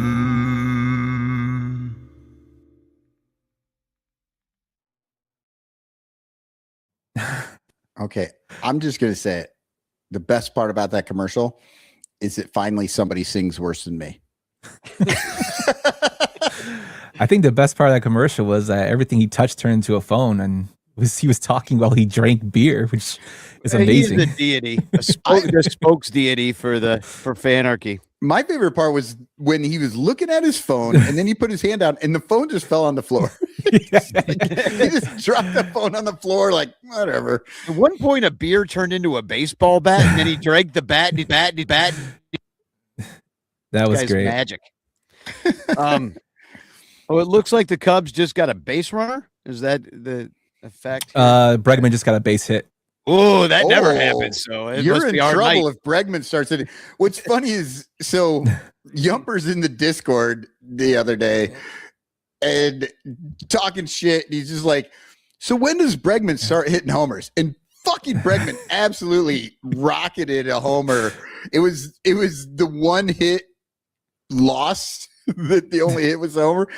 It was so funny. Dude, it's because when the Sox signed Murakami, I was so excited. So we came up, I was coming up with ideas. So I made moonshots off his name. And I'm like, okay, well I'll do one for the Sox. I'll do one for the Cubs. Bregman's nickname is Breggy. So a Breggy bomb. And I'm like, this dude has hit 2 all year. I'm like, come on. I can't promote it. I'm like, when the hell is this guy gonna hit home runs? And then he just hits one out right away. I'm like, oh, okay. That's hilarious. So, and speaking of that, you're always putting out new shirts and stuff. You actually did a PCA one where he's like a skeleton and the Ivy Reaper and the Ivy going to. I actually really dig that one. And I honestly think there needs to be one for every player on every team. like an October, maybe just the October teams. I don't know, but like that's something I want to do. Bit. Yeah. That one took a long time to work on, the Ivy Reaper. But yeah, I have so many designs that I have, like, I don't just put them in AI. I go through Photoshop. I go to use Illustrator. So I draw some of these out. So most of these designs I have in the back burner. It just takes time to put them out. And with Etsy, the store I sell on, besides my site, you have to stay in the algorithms. You have to release new stuff every so often. That's why I'm always releasing new stuff and pulling other stuff back. I am definitely going to do that. Also, the idea you gave me for the Union shirts, I'm actually working on that when I have time to start doing those. So those will be out when I get a chance. That was a good suggestion I had. A bad suggestion was right after he releases the Ivy Reaper. I'm like, hey, you know, it'd be awesome if you just changed the shirt. I'm sure you were happy to hear from me. Like, he's like, change the C. I released it like a half hour ago. Yeah, it's all good. I mean, more feedback is the better for me to figure out what you guys like. I'm putting up the Ivy Reaper right now. Isn't that cool? The skulls as baseballs. Dude, I honestly, I think that is absolutely a cool shirt. And I could totally see like just a version of this for every player. Like, I just think it's badass. Yeah, I really like that one. The funny thing is, the Rally Crack, man, the Rally Crack actually sells. Like, I thought it was just going to be like a novelty. That thing actually like sells on my site. So that's why I'm always like the crack. Like, you gotta, trust the crack. Yeah. Well, exactly. Everybody loves a Rally Crack. Ooh, the Cubs just scored a run somehow. Ian Happ, base hit. Or should I just say everybody loves crack? And you, my friend, are a crack dealer. Mm-hmm. Exactly. Officially, you deal crack. Well, as long as we're on this show and the game's going on, I do have a couple of announcements before we wrap it up here, because we probably should. Is that I did want to say thank you once again to everybody that helped me so far fund the game. Which is the musical I've written that we're going to be doing in 2027. And thank you, everybody, that there's a GoFundMe link I'm dropping right now. If you got an extra $5-10, I really appreciate anything you give to it. It's all going to go to the artist that I'm going to hire. I'm pretty sure Yumper was #1 on the GoFundMe. And I thanked Cotton earlier in the show, and I thank you in person here too, Yump. I think he got like a special prize or something for being #1. I know that. No. Read that when I went in. Like, you suck. Yumper got in here earlier than you. I just saw it when Danny posted it, but in all reality, I've been listening to you, Danny, when Lyle was on the first time. So I've been following Son Ranto since then. I told Cotton this, so like, even though I am a Sox fan, I still enjoy cutting up with the ranters and it's a great group of people. Oh, definitely. I think it actually makes way more sense now, knowing this, that you've been following the Son Ranto show that long. Why you changed from Cubs to Sox? Like, it makes sense. Convinced you. It's like, this is just the wayward lifestyle that we lead over here. The Luciers, man, that guy just. Yeah. What? Yeah, he's bad news. I do have some ranter birthdays I want to point out. Todd Emmons is today, so happy. He's a longtime Patreon supporter and listener and ranter, and he's on Facebook and all the places the ranters go. Erin Moran, who's Jose Orlando's wife, she is turning. I don't know what she's turning, but it's her birthday on Sunday. She's turning another year older. She's turning another year older. Very young woman, though. Yeah, Rob LaFrance, who I've caught many a game with, and I know he listens to the show sometimes. He's got a birthday on Saturday. I was hanging out with him at the greatest game that I've ever seen, which was the Seattle Mariners, where Lester bunted and Hayward came in and scored. Unfortunately, Rob was already gone. Because he had to work at like 4 a.m. 4 in the morning. Yeah, he used to work early. I don't think he's doing that anymore. But also, July 18th is Crawley's birthday and the Bleacher Barbecue. So just want to put that out there.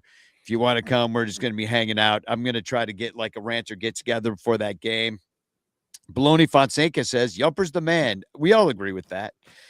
I'm singing the anthem on June 27th. It seems that Cincinnati is going to be back on for me on September 19th because I don't have to go to Europe at that point. So I am going to go to Europe, but a little bit later. So I'll be basically watching all the Cubs playoff games, hopefully. Don't want to jinx it here, but it'll be like 4 a.m. as I sit in the mountains of Poland watching on an iPad. So it's good. A choppy iPad. Hopefully the internet is good in the mountains. And also RIP Sam Cianis, the Billy Goat Tavern, he's a Chicago icon. The son of the son of the famous Kirsch goat guy. Goat Cianis. So he passed away. I saw that going around, but that's a big, I just want to point that out. And I do have one more message from Cubstradamus as he did do his regular job this week as well. He'll tell us what's coming up this coming week. Oh my God. Home Depot gets more done for doers, and Ronnie's the most famous wooer. We'll come back to Wrigley, where the Cubs will win bigly, as they take 2 of 3 from the Brewers. Fuck you, Eric Wheelo. The ending was great. That is absolutely. Fuck you, Eric Wheelo. Wheelo catching strays, just not even on the show. Poor Wheelo. Yeah. Wow. Hashtag chance in the chat. We do have a couple of TFCs. We'll give away the hashtag chance postcard that I swear I'll send eventually. I've sent you some, haven't I? Oh yeah, I got all the ones you sent me. It's just I got in one time and it's right there. One time ever did I do it and I won. So I'm winning. You're a winner. You're a winner. And we got a bunch of entries in there right Undefeated. now. I do have this flexing cube. I should have told you to prepare one. I don't know if you have a live one that you want to give us, but I do have a cube of flexing cube, which is some moron online. I have none, but when I saw how many you had, I was like, I'm not even gonna look. You've got a bunch. Well, yeah. Well, I'll just give you 2 of them because But the first one actually does have to do with Ronnie Woo Woo, and which is when I posted that video of Ronnie and Sammy. Somebody came into my comments on X and said, I don't like Ronnie Woo Woo anymore. When Bocce's was still around, he asked me to buy him a slice and a beer. He took 1 bite of the slice and a sip of the beer and just walked out. Crying face emojis. And Harmonious Bliss responded, did you really expect normalcy from the guy? I have to say that is insane baller. Like, thanks. 1 bite, 1 drink, and then you walk out. This is wild. What do you expect out of Roddy? He wasn't that hungry. Did he have his teeth? Maybe he couldn't chew it. Exactly. Yeah, I don't know. Honestly, it's really hard to drink and chew when you're saying woo every 4 seconds. Yeah. Exactly. Gets in the way. You say woo, pizza flying out your mouth. So I thought this was stupid. Now, as a Sox fan, you must have an opinion on this. But Chuck Garfien, who is I'd say the White Sox, he's their Cole Wright. Am I right? Is that the right sort of? Yeah. Sort of. Yeah. Well, he says, when the Cubs asked actor Belmont Camelli to throw out a first pitch at Wrigley Field this season, the die-hard White Sox fan politely declined. He sent the Cubs DM to the Sox and wrote, your move, home team. Belmont Camelli is throwing out the first pitch tonight. Like, first of all, this is why Cubs fans can't be friends with Sox fans. Because shit like this, okay? This is why. But then... Here, he also tweeted out the screenshots of Belmont Camelli, the so-called actor. Nobody's ever fucking heard of Belmont Camelli, first of all. But I seriously, when I saw Belmont in there, I thought it was a street. It is a street or a horse. Yeah, or a horse race, the Belmont Stakes. So the Cubs wrote to him, hey, Belmont, the Cubs would like to invite you, blah, blah, blah. Thanks. Can we line up? And Belmont's like, I'm honored by your invitation, Cubbies. Thanks for considering me, but unfortunately, my allegiance to the South Side. See you boys in May. You're losing, by the way, Belmont, and it's all your fault for jinxing them by throwing out the first pitch tonight.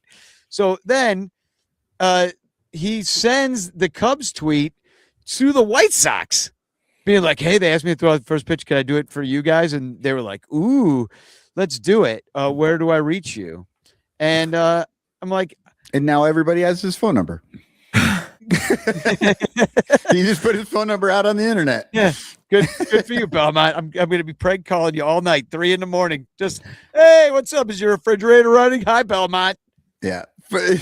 First off, no idea who Belmont Camelli is, but props to the guy for literally just being like, nah, fuck you. I'm because I honestly hate when they bring people in to do anything on the TV and they're not actually Cubs fans, and I hate the Cubs for doing it, but I really hate the people who do it because they know better.